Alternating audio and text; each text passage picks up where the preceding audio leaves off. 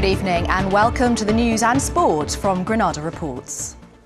Hundreds of people have gathered in Levenshulme to protest at council plans to close the library and swimming pool. Campaigners spilled onto the road and even lay on the tarmac to protest. The future of both services is in doubt as the council tries to make £80 million of savings in the latest budget. Mel Barham reports. Whose library? Our library! This is how much they want to save their library and pool. Children lying in the road to get their message across. Last night, some of these same protesters held a sit-in at the library, desperate to halt plans to close it. There's really not anywhere else to go when you're looking after kids and you want to go somewhere. It's a place for people to learn and make new friends, and the nearest probably swimming baths is in the aquatic centre, and waiting there in the winter is just at a bus stop isn't practical.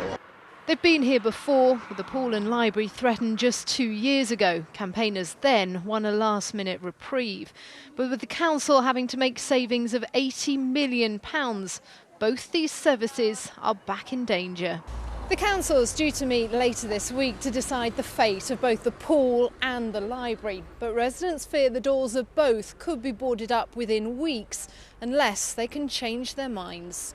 Libraries and swimming pools, when it comes to sustainable communities, which is what the council claims this budget is about, well, how can you have a sustainable community? If the library goes and the swimming pool goes, they'll be spending millions trying to regenerate Levenshulme in the future if they close these buildings. If it wasn't for the Tories with the £80 million worth of unfair cuts to Manchester, on top of the 170 we've had the last year, we wouldn't be in this position. We will be putting in our concerns to the leader and the executive, and we're in the middle of putting a business plan together to try and do that. The council say they're still listening to people's views, and in a statement pointed out that these are just proposals.